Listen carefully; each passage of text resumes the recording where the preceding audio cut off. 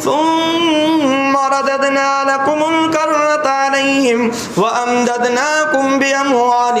وبنين وجعلناكم أكثر نفيرا إن أحسنتم أحسنتم لأنفسكم وإن أسأتم فلها فإذا جاء وعد الآخرة ليسوءوا وجوهكم وليدخلوا المسجد كما دخلوه أول مرة وليتبروا ما علوا تتبيرا عسى ربكم أن يرحمكم وإن عدتم عدنا وجعلنا جهنم للكافرين حصيرا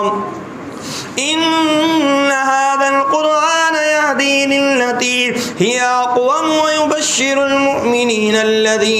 ويبشر المؤمنين الذين يعملون الصالحات أن لهم